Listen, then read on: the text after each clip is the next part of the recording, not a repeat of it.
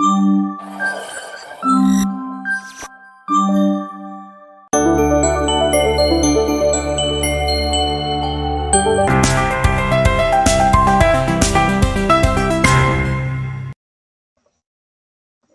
evening, everybody, and welcome to another exciting episode of Mind Matters, where deep into a mystery of human brain and explore the fascinating world of neuroscience.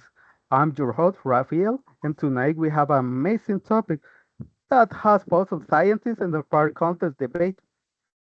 Do we really only use 10% of our brain?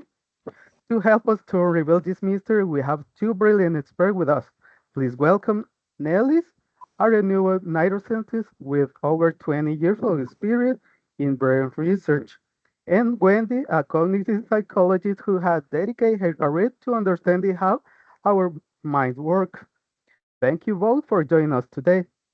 Wendy, can you explain where this idea that we only use 10% of our brain comes from?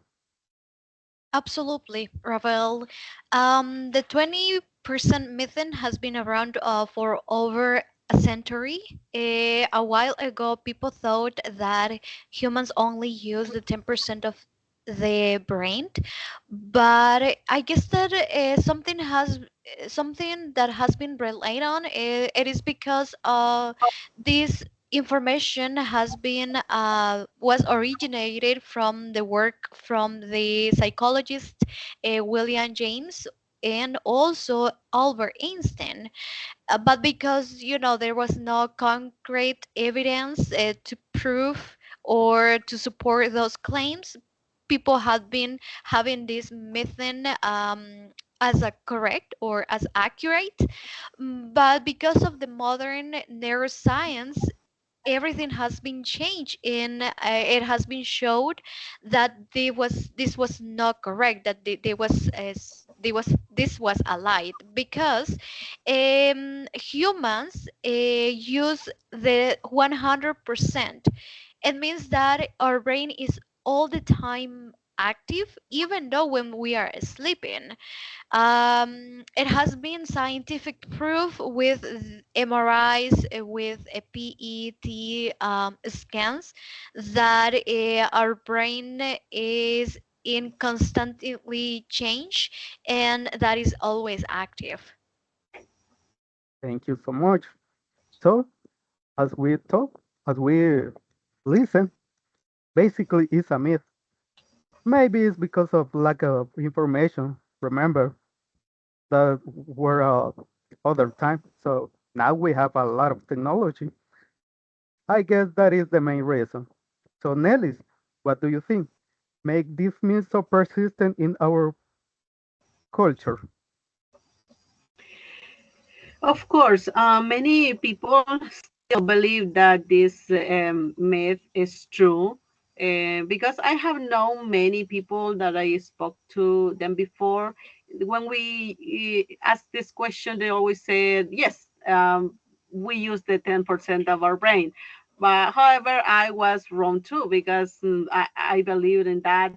And is that our culture has taught us, and when we go to school or when we hear something about, we tend to repeat it as is true, and that makes the our culture teach us that way. But we already know, as Wendy says, that that is not true. The studies have demonstrated that we use the 100% of our brain, and that myth is has to be disappear, but still in our culture. Yeah, I guess it's because of the Hollywood culture. I mean, for the movies, some books. But yeah, basically it's because of lack of information. So Wendy, Right. sure. Wendy, how we keep our brain working? Okay, that's a very good question because believe it or not, our brain is in constant changes, but the best way to keep our brain working is learning new skills, finding a new hobbies, even though it's staying connected with or with with families and friends also help us working on that, and definitely exercise, because that is something that our brain, not only our brain is working, or we are helping, but also our body.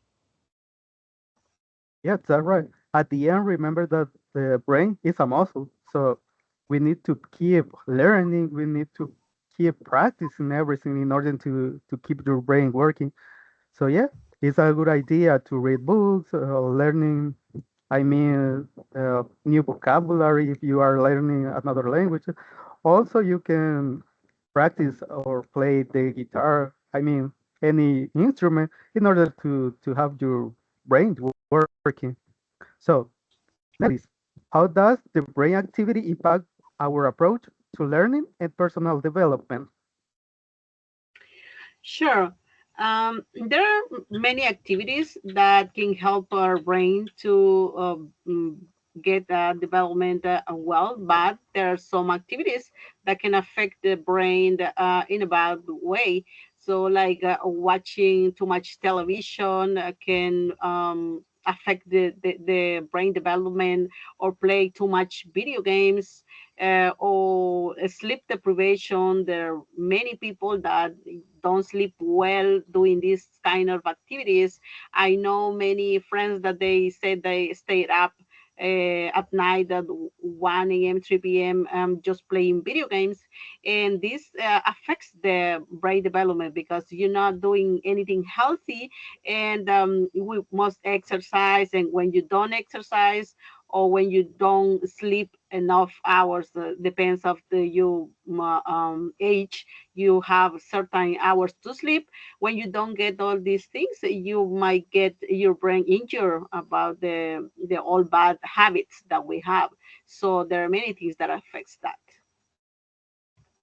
I completely agree with you. Yeah, because nowadays some people are only wasting your time. They use the technology only to waste the time. But yeah, I completely agree with you. So at last but not least, Wendy, how adaptable our brains are. Well, this is a very interesting question, because I don't know, have you heard about neuroplasticity? Neuroplasticity is that our brain is adaptable, and it means that we can rewire our brain. If you are trying to focus on something you want to change, for example, Nelly's mentioned that some people used to be on their cell phones or watch TV for long periods of time. So if you want to change that part of yourself, you can rewire your brain and focus it on what are you going to work on. So maybe again, learning a new skill, a new playing a new instrument, as you mentioned, that will help a lot. But you will need to focus on what are you trying to improve. Thank you so much, Nelly, and thank you so much, Wendy, sharing your insight and debunking this myth about our brain. It's clear that our brains are far more complex and capable than 10% may suggest.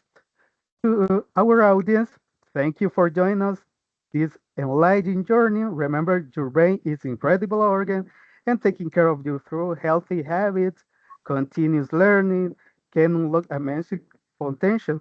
Stay curious, stay informed, and well, see you the next time. Mind matters. Have a wonderful night. Good night. Thank you.